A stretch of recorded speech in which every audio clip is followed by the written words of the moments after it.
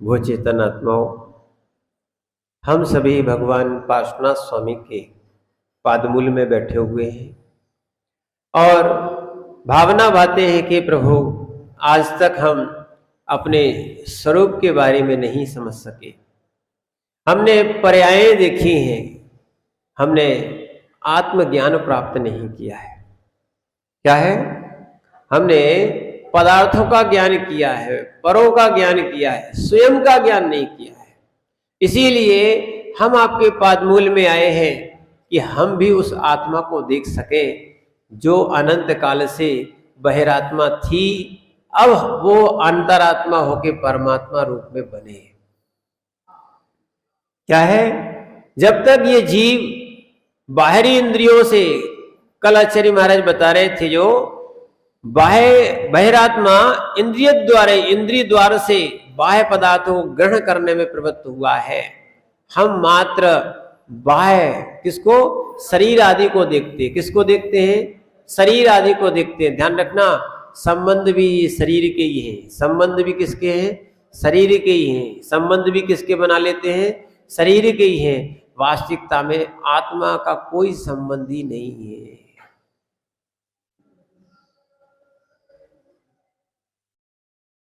शरीर से ही राग, शरीर से ही द्वेष, शरीर से ही सारी क्रियाएं चल रही, इसी के संबंध बने। और शरीर का ही सुख, बहिरात्मा क्या देख रहा है? शरीर का ही सुख देख रहा है। शरीर के ही सुख की आकांक्षा है। किसकी? शरीर के ही सुख की आकांक्षा है। कोई कहता है हे भगवान हमारा शरीर से ही हो जाए, यानी जो दुख हो रहा होगा उसका। कोई सोचता है हमारे संबंधी ठीक हो जाए, कोई सोचता है सुनना कि हमारा इष्ट और इष्ट जो चाहते हैं उसकी पूर्ति हो जाए। ये सब शरीर पे ही माने निर्भर करता है आपका।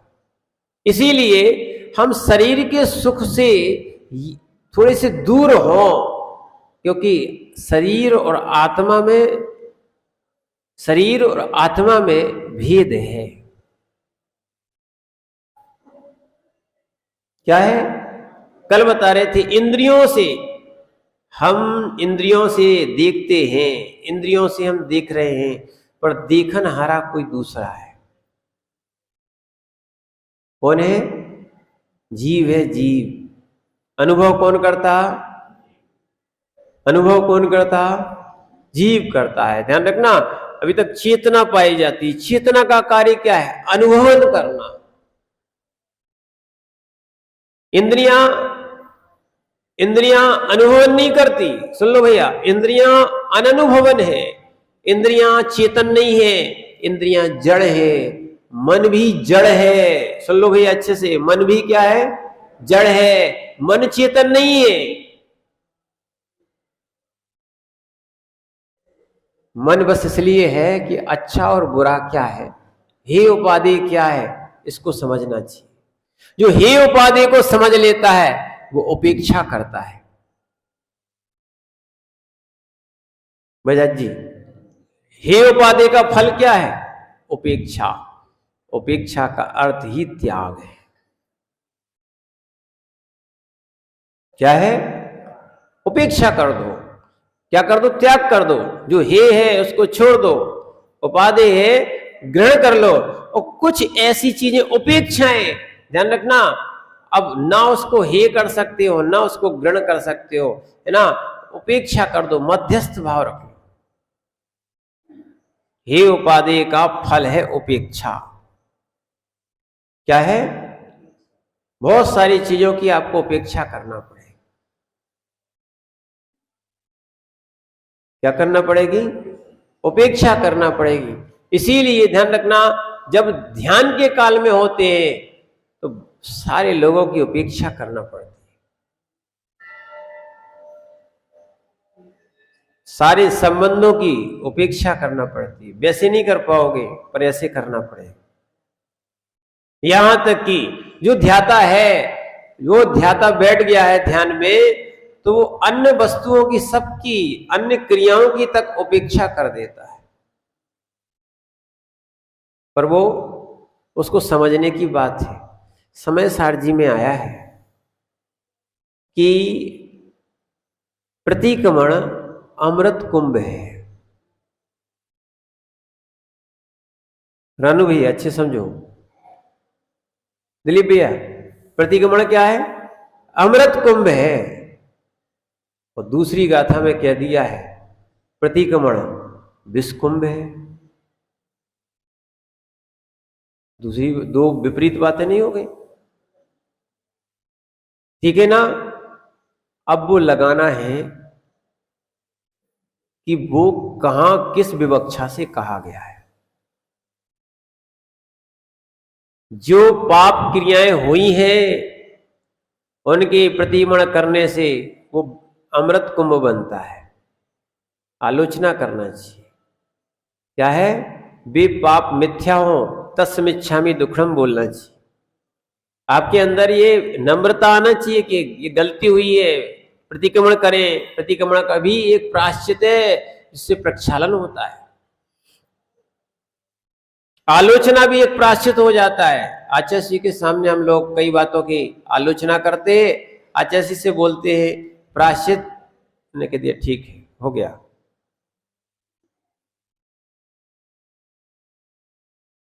निंदा ग्रह करना भी बहुत बड़ी बात है। इसकी अपनी क्या है? यही मानने लग जाओ कि हमने पाप किए हैं, हम पापी हैं। क्या है? जिस दिन तुम्हें ये समझ में आने लगेगा मैं पापी हूं, दुरात्मा हूं, जड़ बुद्धि हूं, ठीक है, मैंने अनंत काल से बहुत पाप किए हैं, तो तुम उस पाप को धोने का पुरुषार्थ करोगे।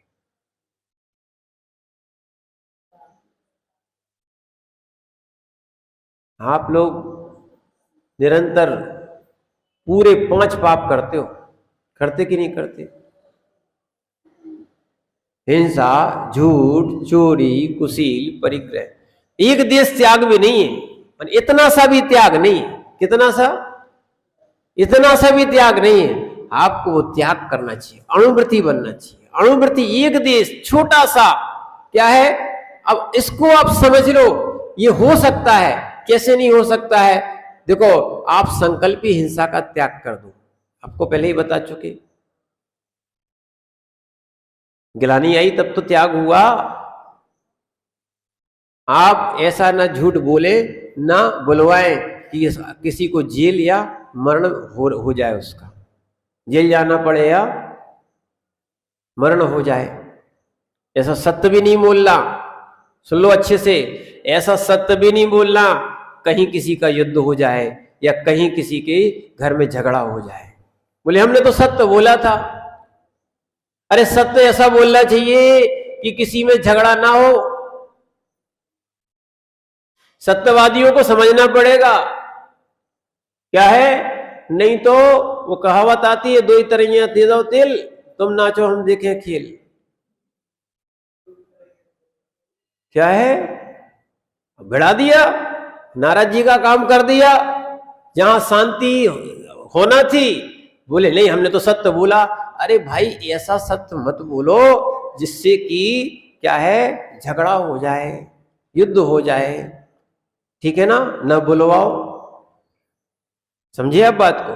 ये जो भी व्यक्ति जो होता है, समझना, जो भी धर्म को ग्रहण करना चाहता है, ये दयालु होता जाता है।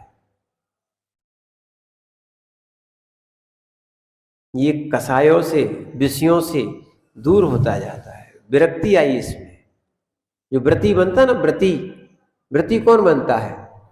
हाँ, विरक्ति, जिसमें विरक्ति आ जाती है वो व्रती। किससे विरक्ति? किससे विरक्ति? पांचों पापों से विरक्ति। किससे विरक्ति? पांचों पापों से। जिससे विरक्ति है वही व्रती है और वही मोक्ष मार्गी है। चौथे गुण स्थान से शुरू हो जाता है। कहां से? हाँ, संसार शरीर भोग निर्विण्णा, पहली नंबर की प्रतिमा में आया है। दार्शनिक श्रावक किससे? पैतृकंड श्रावकाचार्य, आप अच्छे से पढ़ो, प्रतिमा का स्वरूप पढ़ो। वो क्या है? वो दार्शनिक श्रावक संसार शरीर भोगों से विरक्त हो गया है। नहीं करना ऐसे पाप जिससे हमें पुनः पुनः पंच परावर्तन करना पड़ते हैं। समझो, ये बहिरात्मा स्वरूप जो है ना, ये तो कहता है खाओ पियो मस्त रहो भैया। क्या है? क्या रखा है? समझो बात को। ये बहिरात्मा लोग यही कहते हैं, यावत् जीवम सुखम जीवे, जब तक जियो सुख से जियो। ऋणम घत्वा पिबेत, ऋण लेके घी पियो। भस्मीभूत देह से, ये शरीर तो जल नहीं है ना। पुनरागम कुतः,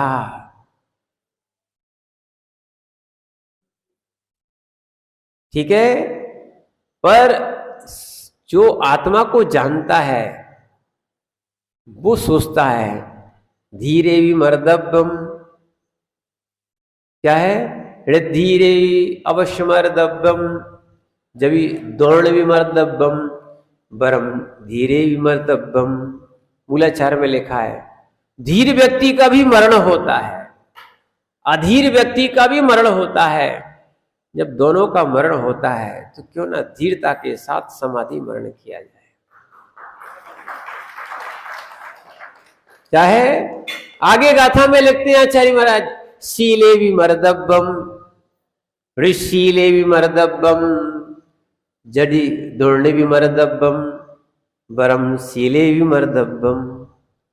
जब शील सहित व्रतों सहित भी जीव का मरण होता है, आवृत्तियों का भी मरण होता है, तो क्यों ना हम शील सहित यानी संयम सहित मरण को प्राप्त करें। और जो व्यक्ति संयम सहित समाधि सहित मरण करता है, अधिक से अधिक 7-8 भाव, बड़े प्रतिक्रमण में भी आया, मूलाचार में भी आया, 7-8 भाव, इससे ज्यादा संसार में भ्रमण। जो लिखा है मुनिव्रत धार अनंत बार ग्रीव को उपजाओ, वो किसके लिए लिखा है? आत्मज्ञान से सुन। पूरा क्यों नहीं बोलते? पूरा बोलो ना। मुनिव्रत धार अनंत बार ग्रीव को उपजाओ, पे निज आत्म ज्ञान बिना सुख लेस न पाए। जो आत्मज्ञान से शून्य है, ठीक है, ऐसे बहिरात्मा जीव कितना भी त्याग कर ले, क्या है, पर वो मोक्ष नहीं जा सकते या कर्म क्षय नहीं कर सकते, गृहव्यक तक जा सकते, ठीक है ना। इसीलिए ध्यान रखना, पर जो आत्मज्ञान सहित निर्गंत बने हैं, ध्यान रखना, ये कर्मकांड जी में स्पष्ट गाथा आई है। क्या? आत्मज्ञान से, कल आपको नंबर भी बताएंगे, चिंता नहीं करना। क्या है उसमें लिखा है गाथा में, मुनि अगर कोई आत्मज्ञानी मुनि बनेगा, आत्मज्ञान सहित अंतरात्मा मुनि बनेगा, अधिक से अधिक 32 भाव।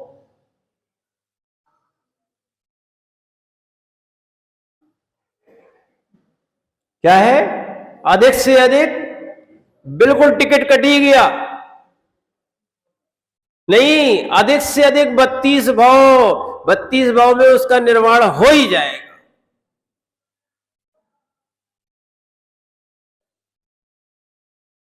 और यदि मुनि बन के संलेखना करिए, समाधि करिए, अधिक से अधिक 7-8 भाव लो। कर्मकांड जी की गाथा है सीधी सीधी। आचार्य भगवान जिनको अपन कहें, गणधर स्वामी कहें, उनके द्वारा प्रतिक्रमण सूत्र में भी आया है, बड़े वाले प्रतिक्रमण में आया 7-8 भाव। क्या है? इसीलिए इतनी सरल और सुविधा वाली बात मिल रही है, क्यों ना क्यों हम उस इंद्रियों के द्वार को, ठीक है, बाह्य पदार्थ को ग्रहण करने में जो प्रवृत्त है, इनको छोड़े। ये सुनो, एक पर्याय, मात्र एक पर्याय इस निज आत्मा के लिए दे दो, संयम के लिए दे दो। तो मनुष्य पर्याय में ही संयम है। न देव संयमी होते, न त्र्यंश पूर्ण संयमी होते, और ना नारकी जीव संयम ले पाता है। इनका तो चौथे गुण स्थान होता है, देवों का और नारकियों का। सुनना और अच्छे समझो, त्रियंचों का 5वां गुण स्थान तक हो सकता है, अधिक से अधिक कितना, 5वां तक हो सकता है। और मनुष्यों का 6वां और अभी वर्तमान में 7वां, 6वां 7वां हो सकता है। और पंचम काल अपेक्षा ना ले तो 14वां तक हो सकता है। इसलिए धवला जी की दूसरी पुस्तक में आया शुद्ध मनुष्य। कौन सा? शुद्ध मनुष्य। अभी तक तो तुमने शुद्ध पंथ और शुद्ध घी और शुद्ध चीजें सुनी होंगी, शुद्ध मनुष्य सुना? नायक जी, शुद्ध मनुष्य कौन? शुद्ध मनुष्य कौन? 6वें गुण स्थानवर्ती मनुष्य।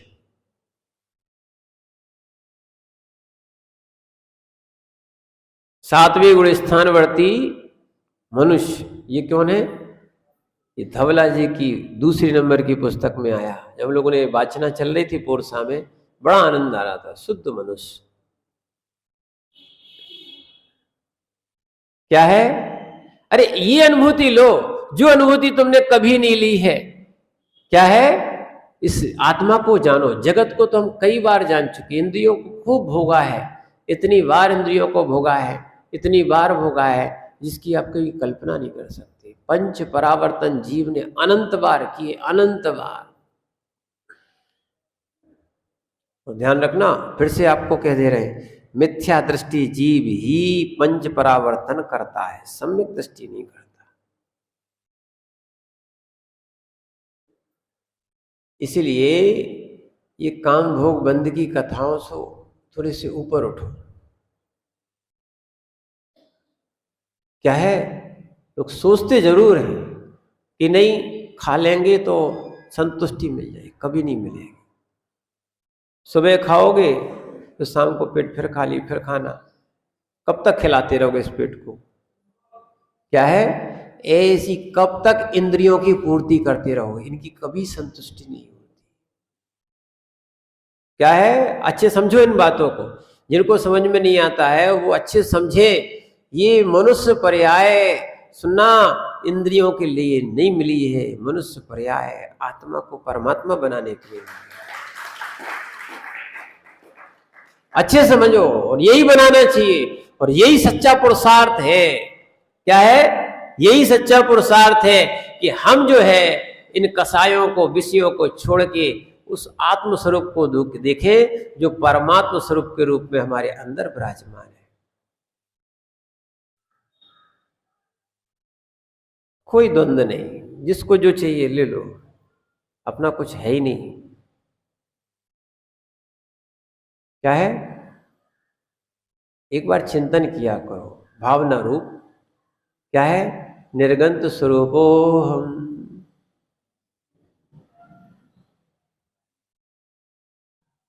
पुरुष लोग तो कर ही सकते, निर्गंत स्वरूपो हम। चिंता नहीं करना, शिविर लगने वाला है, ध्यान भी होगा। क्या होगा? पर ध्यान रखना, जो यहां रहेंगे उनको विशेष लाभ मिलेगा।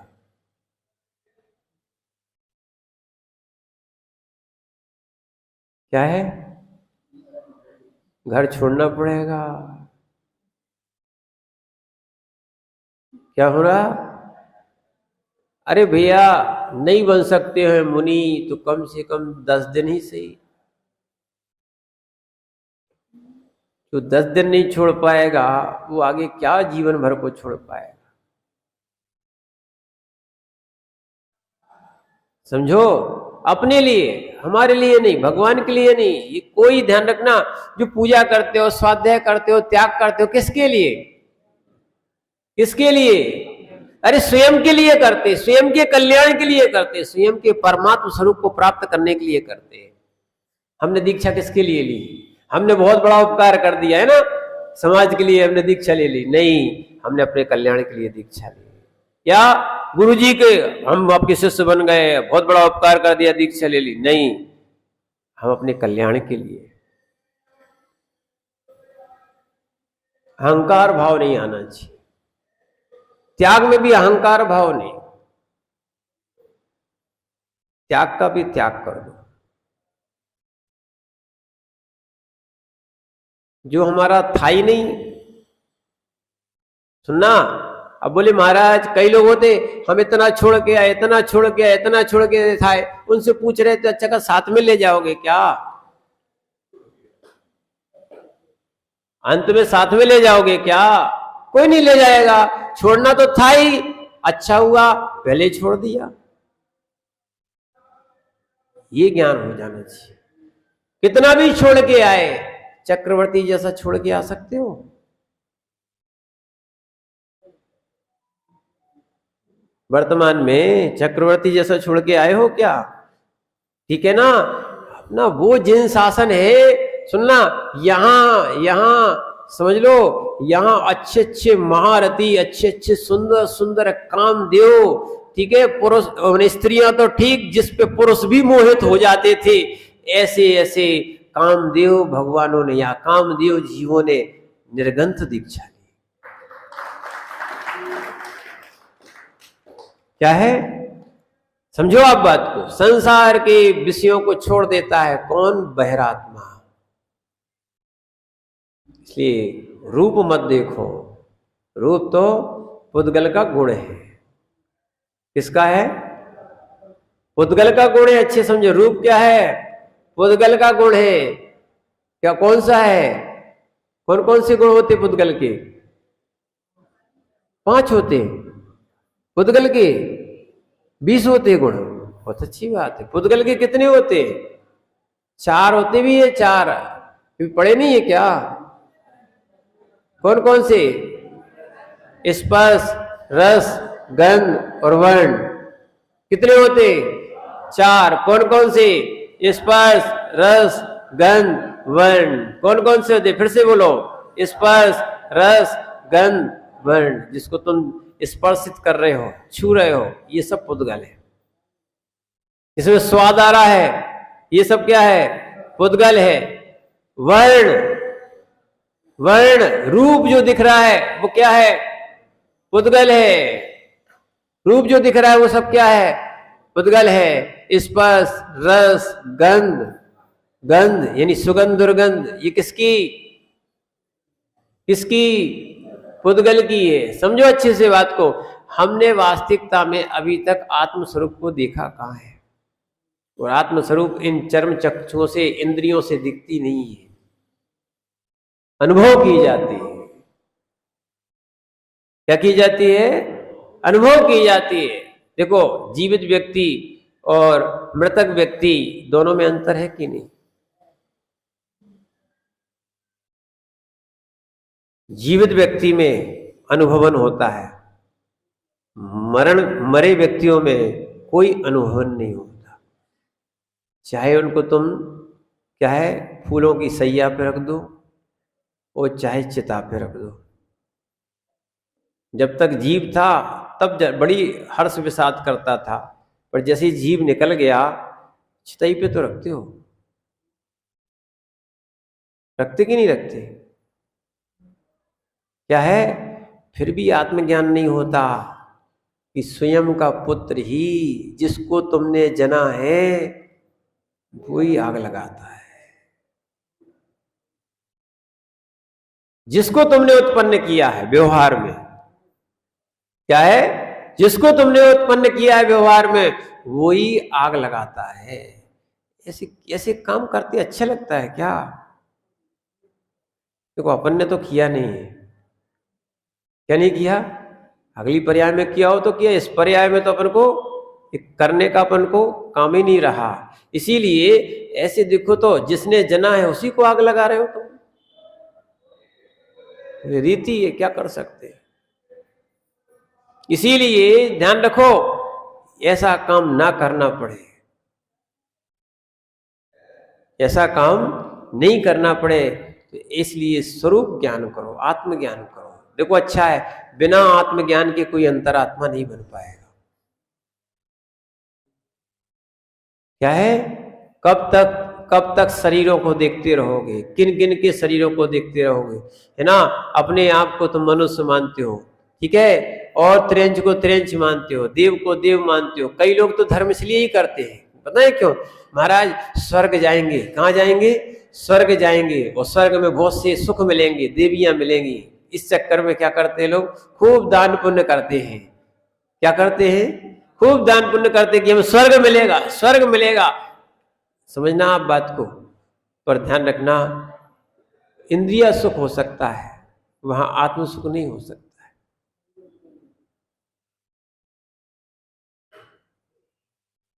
इंद्रियां सुख हो सकता है, आत्म सुख और इंद्रियां सुख जो होता है वो तात्कालिक होता है, क्षणिक।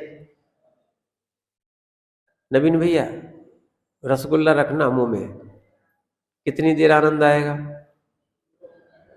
दिन भर आएगा ना? कितना आएगा? 5 मिनट आ जाएगा।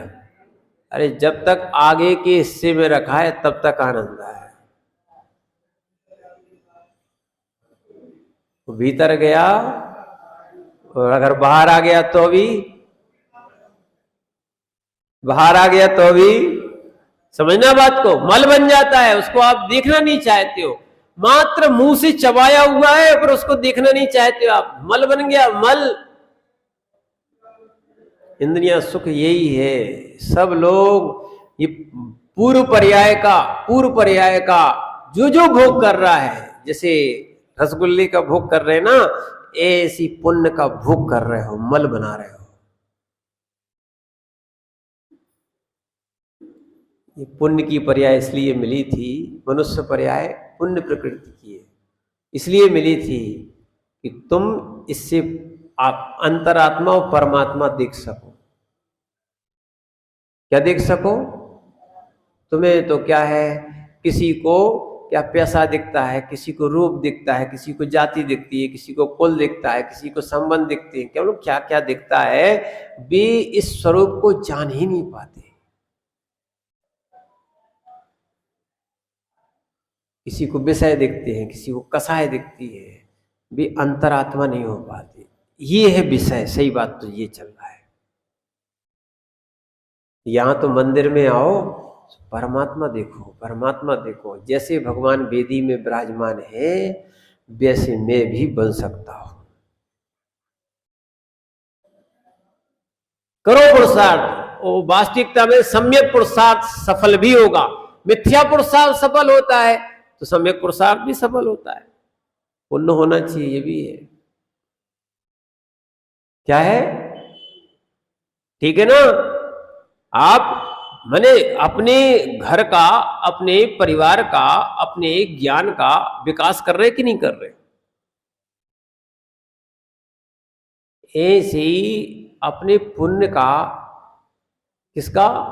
अपने पुण्य का, अपने जीव का, इसका भी तो विकास करो। आप तो पुण्य का भोग करते जा रहे हो, ये सब मल बनता जा रहा है। जैसे गाड़ी में पेट्रोल डालते हो तो क्या निकलता है?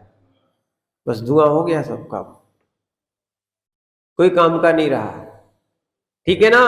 क्षणिक भोग है, क्षणिक भोग। देखो, इसीलिए आप इस पर्याय में अगर परमात्मा देख सकोगे, समझो आप बात को, परमात्मा देख सकोगे तो ही आप अंतरात्मा बन पाओगे। और जो पर्याय पर्याय पर्याय देख रहा है, संबंध देख रहा है, झगड़ रहा है पैसों के पीछे, किसके पीछे? पर्यायों के पीछे, रूप के पीछे, है ना, भोजन के पीछे अभक्ष खा रहे हैं। देखो तो, और तो क्या है, जिनको अंतरात्मा कैसे कह दे?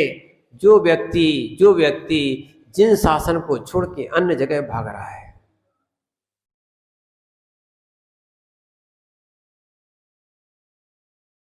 उनको भगवान के दर्शन करने में कष्ट होता है, बोले ये भगवान सत्य नहीं है, कैसे बहिरात्मा जीव है। बोले देखो वहां बहुत कुछ मिलता है, किसी भी देवी देवता में, किसी भी भगवान में, या किसी भी तीर्थंकर में सामर्थ्य नहीं है जो तुम्हें दे सके। क्योंकि हमारे भगवान न दाता है न हरता है। कोई भी भगवान जिसको मिलता है सत्स्वरूप समझो, अपने अपने पुण्य से मिलता है। अच्छा, सम्यक पुरुषार्थ करो, खूब पूजा करो, पाठ करो, स्वाध्याय करो, दान करो, क्या है, व्रत लो, संयम लो, निर्ग्रंथ तक बनो। ये है सम्यक पुरुषार्थ ना। योग्यता से मिलता है, क्यों भी ना भैया, किससे मिलता है? नौकरी किससे मिली? ठीक है, किससे मिलता है? योग्यता से मिलता है। ठीक है, अगर सरकार भी देती है तो योग्यता से ही देती है। कर्म भी देता है तो जैसी जीव की योग्यता होती वैसी मिलती है। समझो आप बात को, किससे मिलती है? इसलिए अपनी योग्यता बढ़ाना चाहिए। क्या है, लोगों को लगता है कि इनने इनको दे दिया। अरे सुन लो, घर की चाबी भी मिल देती है ना जिसको, ठीक है ना, घर की चाबी भी जो देता है वो भी योग्यता से देता है, नहीं है क्या?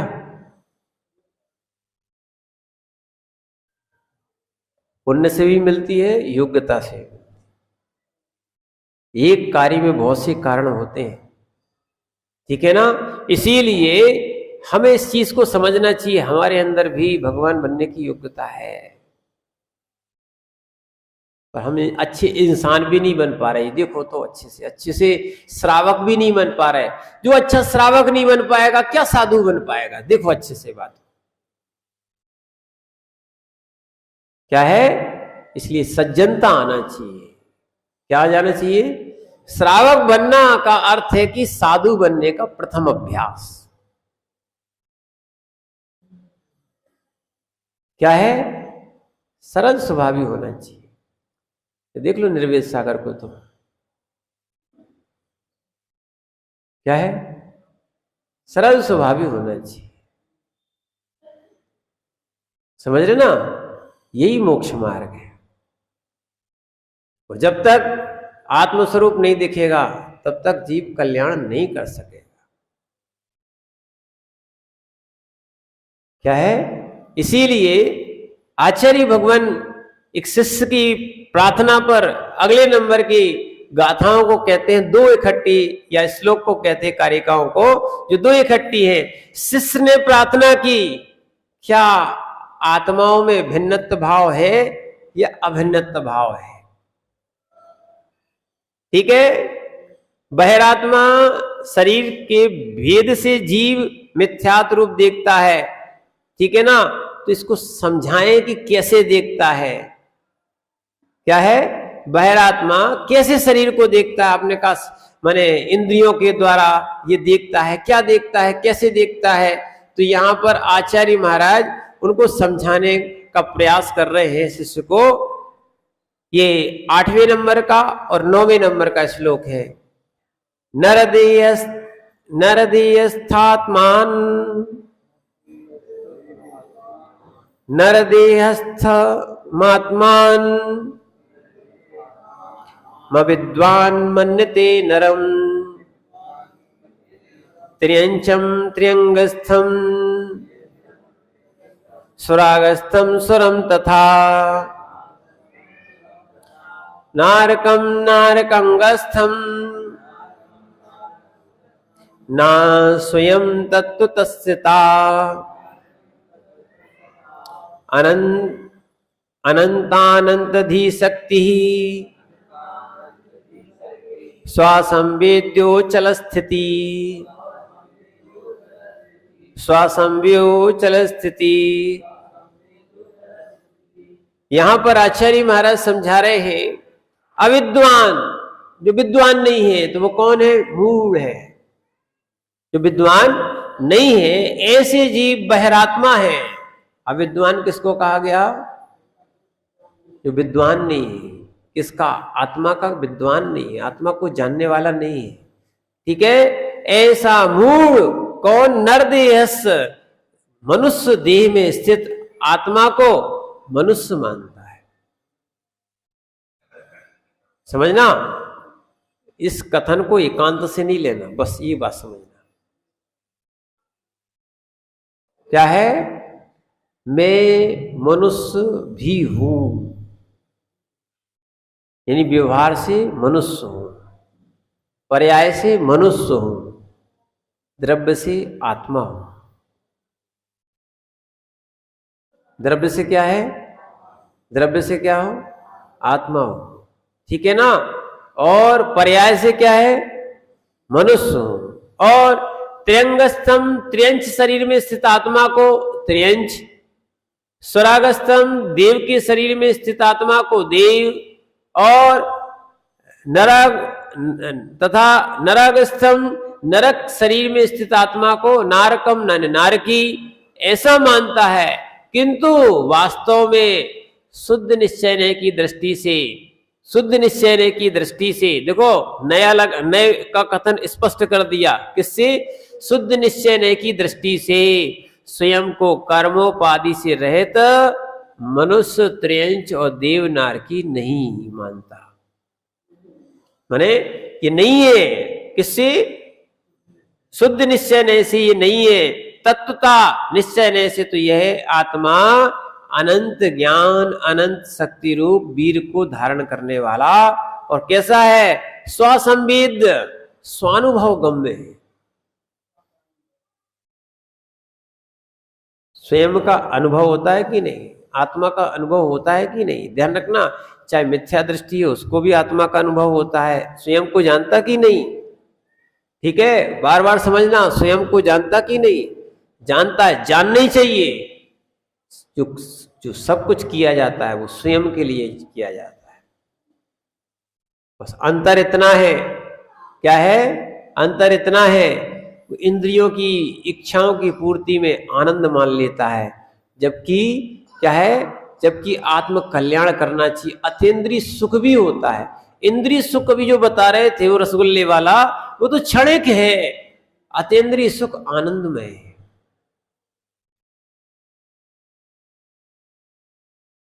बिना कुछ खाए आनंद आ रहा कि नहीं? यहां पे बिना कुछ खाए आनंद आ रहा कि नहीं? ये तो आप जिनवाणी के शब्दों का आनंद ले रहे हो। क्या है?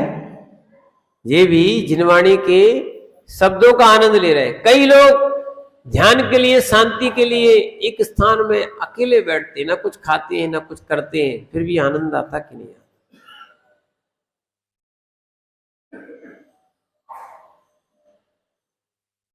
तो अपना आनंद लेने बैठते हैं, वो बैठना ही चाहिए। किसी पंखे के नीचे नहीं, किसी एक अच्छे वातावरण में, कि महाराज अच्छा मौसम है, क्यों? बोले आज धूप नहीं है। क्या है? या शिखर जी गए तो क्या बोले? महाराज क्या मौसम था। क्या बोलते हैं लोग? कई लोग बोलते हैं क्या व्यू था। क्या देखने गए थे? अब बताओ, तो फोटो लेके आ जाते हैं। अरे जो अनुभूति लेना चाहिए थी कि क्या क्षेत्र था जहां से कण कण से भगवान सिद्ध हुए। सिद्ध भूमि, कण कण इतने हुए कि माने स्थान शेष नहीं बचा। और ये अपन को देखता जरूर है कि अपन ऊपर गए हैं। ये शिखर जी बहुत बड़ा है, समझो आप बात को। क्या है? जब अपन ऋषभ देव की अवगाहना को देख के कहेंगे, क्या है, कितना बड़ा होगा? वही 500 धनुष के तो वही थे। ठीक है, अगर 500 धनुष के जब आदिनाथ स्वामी थे, ऋषभ देव थे, भी अगर बैठते होंगे तो चंद्रप्रभु और पार्श्वनाथ की टोंक, अपन तो उतनी में थक जाते हैं। अरे शरीर की अवगाहना थोड़ी गई, खत्म हुई थी। अवगाहना तो वही थी। इसीलिए ध्यान रखना, ये भी बहुत छोटा हिस्सा है। अभी क्या है? इसीलिए अब समोसरण भी लगता है 12 योजन का। कितना? ऋषभ देव भगवान का समोसरण था 12 योजन का। कितना था? 1 योजन में 12 किलोमीटर, आधा आधा योजन घटता गया 24 तीर्थंकर तक। अब लगाओ 144 किलोमीटर का तो क्या था, समोसरणी था।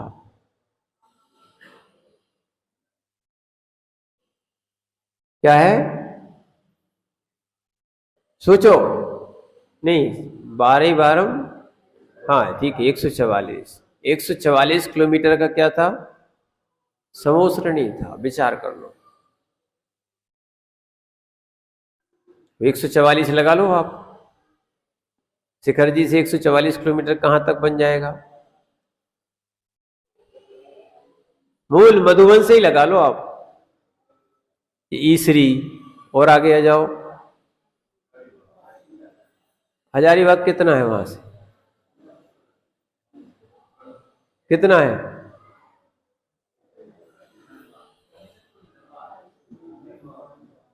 एक 144 होगा, ठीक है ना। या और भी देख लो, तो वहां के पूरे स्थान में मैंने समोसरण की आपको बता रहे, ऐसा बहुत बड़ा स्थान था। वो तो अपन थोड़े स्थान पे जाते हैं तो हमें ये देखना चाहिए थी कि वहां की भूमि में अनंतानंत सिद्ध भगवान हुए, ये है जो विशुद्धि देखना चाहिए थी, ठीक है ना।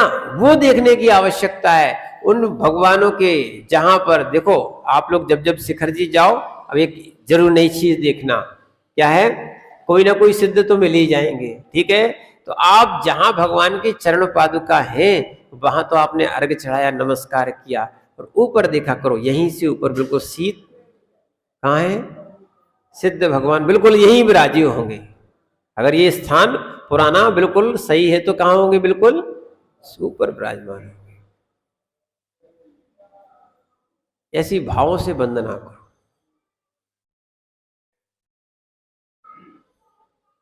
क्या है, हे भगवान, मैं भी इस शरीर से इसलिए वंदना कर रहा हूं मनुष्य पर्याय में कि मैं भी अशरीरी बन सकूं। क्या हो, हाँ, मैं भी आप जैसा अशरीरी बन जाऊं, सिद्ध परमात्मा बनूं। इसीलिए ये शरीर को ही मान लेना कि मैं मनुष्य हूं, त्रियंश हूं, देव हूं, और इंद्रियों के सुख में बिल्कुल लगे रहना, ध्यान रखना ये बहिरात्मा का काम है। यही कारण है कि बहिरात्मा क्या है, अपने अंदर बैठी हुई उस आत्मा को देख नहीं पाता है, मनुष्य मान लेता है।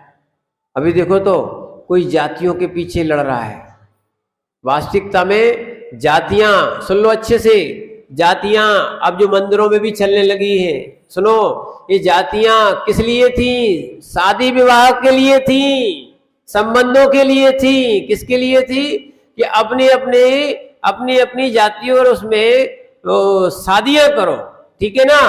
मंदिरों में अलग अलग जो बांट देते हैं और इसके पीछे जो विवाद करने लगे हैं पंथों के नाम से और भी चीजों के नाम से, ये तो वास्तविकता में परमात्म स्वरूप को छूट के बहिरात्म स्वरूप को प्राप्त कर रहे हो।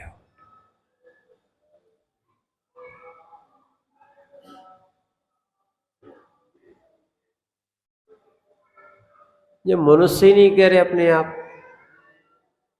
क्या है, शुद्ध निश्चय की दृष्टि से बोल रहे, शुद्ध निश्चय की दृष्टि से बोलना ही पड़ेगा।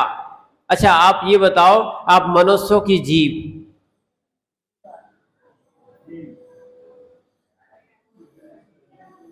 नहीं हम तो सीधा सीधा पूछ रहे हैं, आप मनुष्यों की जीव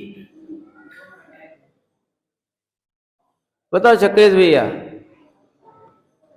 सोच रहे अभी तो, सोचते ही सोचते, हाँ आकाश भैया क्या हो तुम, मनुष्य नहीं हो,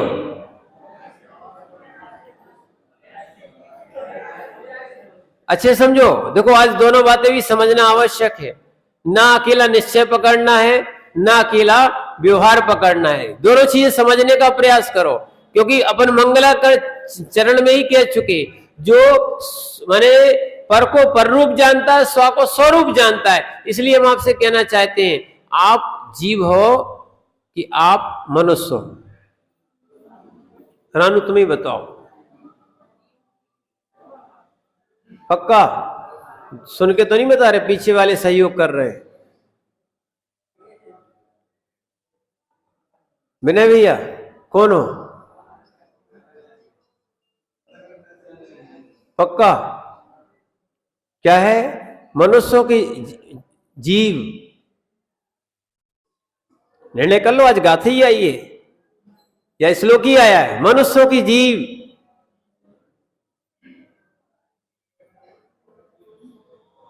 डॉक्टर साहब तुम ही बता दो, क्या हो?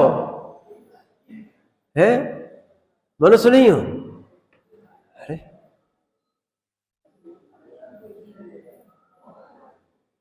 अपन अनेकांत वाले हैं, सबसे बड़ी अनेकांत वाले हैं। कैसे हैं?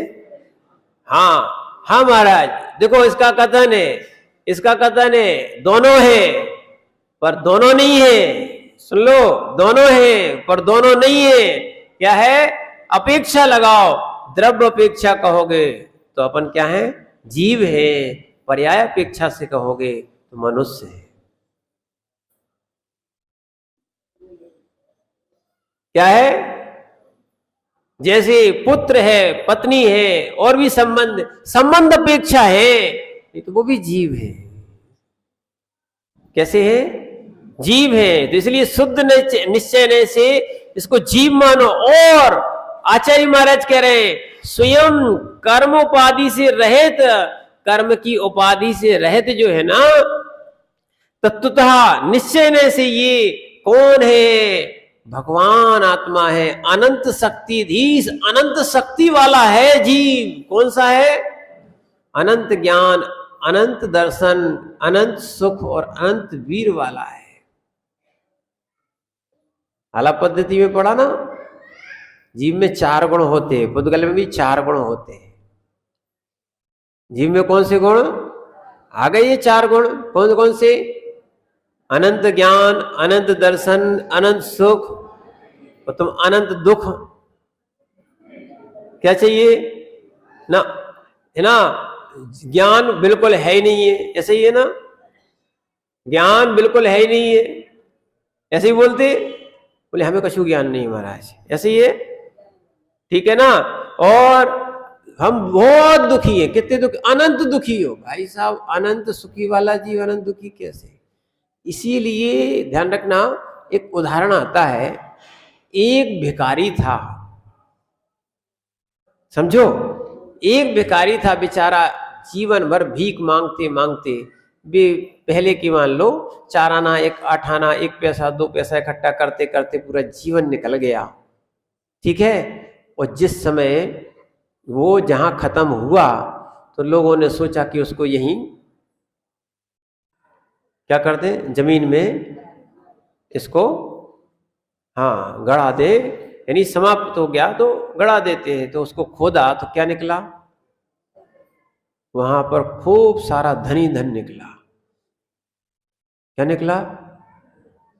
बेचारा धन पे बैठा बैठा भीख मांगता रहा। क्या हो गया? अगर वो थोड़ा सा खोद लेता तो क्या होता? क्या होता? धनवान हो जाता ना। ऐसे ही ध्यान रखना, अपन भी लोग भोगों की भीख मांग रहे हैं। किसकी? भोगों की भीख मांग रहे हैं। वो खोद लेता तो धनवान बन जाता, अगर ये मनुष्य खोज लेता तो अनंत सुखी हो जाता।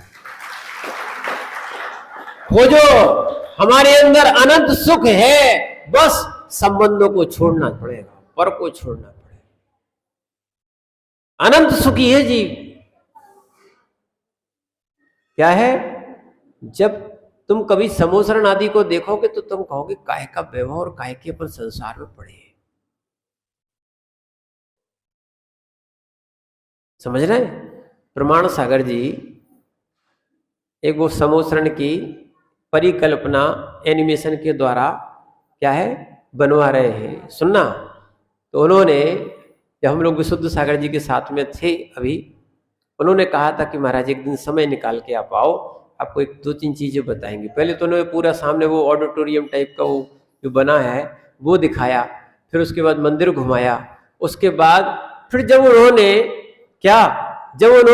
पूरे संघ के साथ जब वो मैंने स्क्रीन पे समोसरण की रचना दिखाई, बोले ये तो छोटी सी है, शुरुआत है, अब उसको और बड़ा बताएंगे। मैंने लोगों को दिखाना चाहते थे, मैंने एक कल्पना माध्यम से कि ऐसा समोसरण होता है, जब समोसरण की विभूति देखोगे तो तुम कहोगे अपने पास तो कुछ ही नहीं।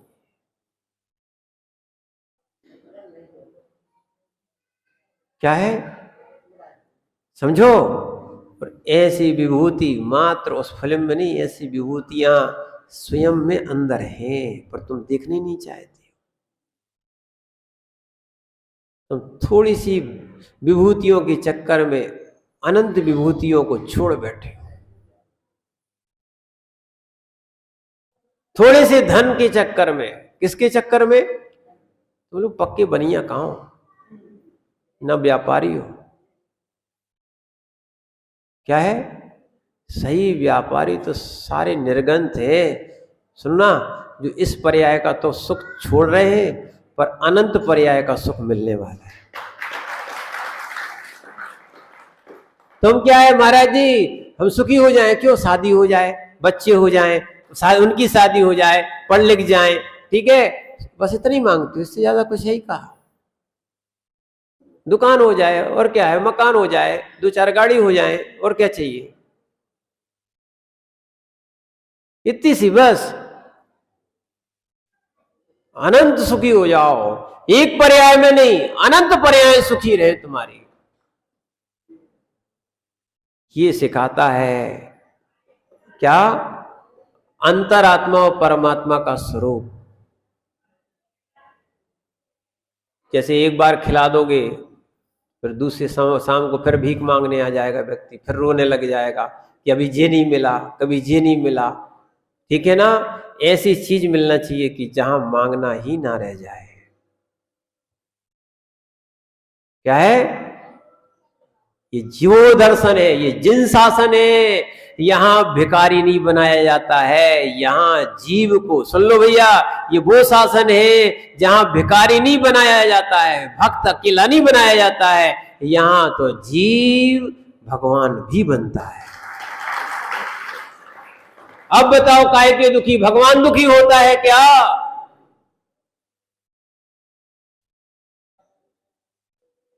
अपने अंदर के भगवान दिखा रहे तुम्हारे लिए। सोचो, इतनी बड़ी विभूति, अनंत शक्ति वाले हो आप। क्या है? अनंत शक्ति वाले हो। अब ये भेद छोड़ देना कि कौन स्त्री हो कौन पुरुष, ये भी पर्याय दृष्टि छोड़ दो। आचार्य भगवान कुंद कुंद स्वामी ने एक गाथा भी लिखी है, पज्जय मूड़ा पर समया। मात्र पर्याय को देखने वाला, पर्याय को देखने वाला, पर्याय मात्र को देखने वाला पर समयी है, बहिरात्मा है, मिथ्या दृष्टि है। पर्याय पर्याय देखती, पर्याय पर्याय देखती, और पर्याय का ही आनंद, पर्याय का आनंद। कभी तुम्हें आत्मा का आनंद लेने की बात ही नहीं करते।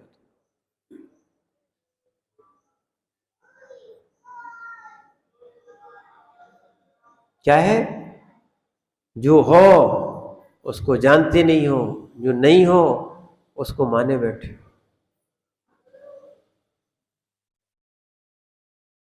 क्या है? पर्याय है ये जीव के पुरुषार्थ से प्राप्त हुई है, ठीक है ना? अब अपन ऐसा पुरुषार्थ करें। देखो तो अच्छे से, अपन मध्य लोक में आ गए। कहाँ आ गए? कल ही पढ़ा रहे थे, निगोद से निकले हैं, कहां तक आ गए? आदि तो आ गए, आदि के बाद काय को लौट रहे भैया?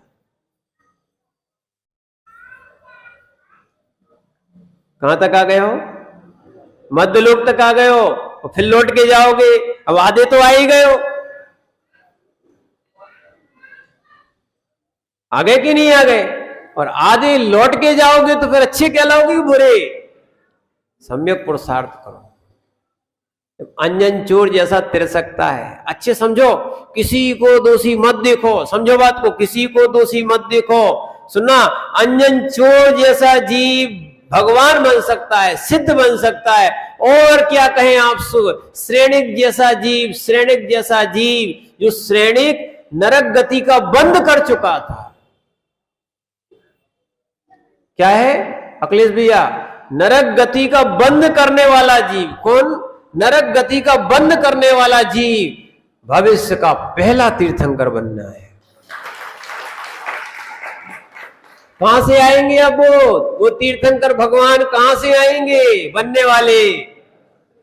नहीं बोले हमारे कहने भगवान नरक रक से नहीं आते, देखा तो तुम पर्याय बस, वे तो नारकी देखोगे, वे भगवान है।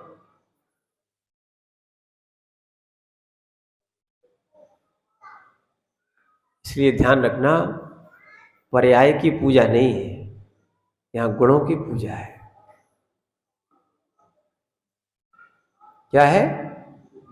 गुणों की पूजा है। इसीलिए ध्यान रखना, जो कोई नहीं देख सकता है वो मनुष्य देख सकता है, जो कोई नहीं देख सकता है वो मनुष्य के पास सामर्थ्य है, ठीक है ना? इसीलिए जो कोई व्रत नहीं ले सकता है वो मनुष्य ले सकता है। क्या है? यहां अनुभूति भी कर सकते हो और प्रकटता भी कर सकते हो। देव चाहते हुए भी संयम नहीं ले सकते। अभी महावीर पुराण में ही पढ़ रहे थे हम लोग कि यहां से बहुत साधना करने के बाद भगवान महावीर स्वामी का जीव पहले पर्यायों में राजा अवस्था में थे, घनघोर 4-4 महीने के उपवास किए, आतापन योग किए, और उधर ऊपर 12वें स्वर्ग में पहुंचे। कहां पहुंचे? जब ऊपर जैसे ही स्वर्ग में पहुंचे, और पहुंचने के बाद उन्होंने कहा अब तो यहां कुछ हो ही नहीं सकता, स्वर्गों में संयम नहीं है, क्या करोगे बताओ? चलो, हम लोग भी यही चाहते, क्या ज्यादा जल्दी जाना चाहते नहीं है, स्वर्गों में क्या करेंगे, संयम नहीं रहेगा। सागरों की आयु है, क्या है? इंद्रियों के सारे सुख है, लेश मात्र भी संयम नहीं। और अच्छे से सुन लो, स्वर्ग के देवता भी इतने सुखी नहीं है, इतने कर्म की निर्जरा नहीं कर सकते हैं जो कि एक संयमी मनुष्य यहां का कर सकता है। क्या है? एक श्रावक भी, व्रती श्रावक जो अपनी यहां संयम के साथ निर्जरा कर सकता है, उतने देव भी नहीं कर सकते। इसलिए आपके पास जो मनुष्य पर्याय मिली है, या अपन को जो मनुष्य पर्याय मिली है, इससे अपन को संयम, ध्यान और आत्मस्वरूप का ज्ञान करना चाहिए। मात्र पर्याय मत देखो, मात्र पर्याय मत देखो, परिणाम भी देखो।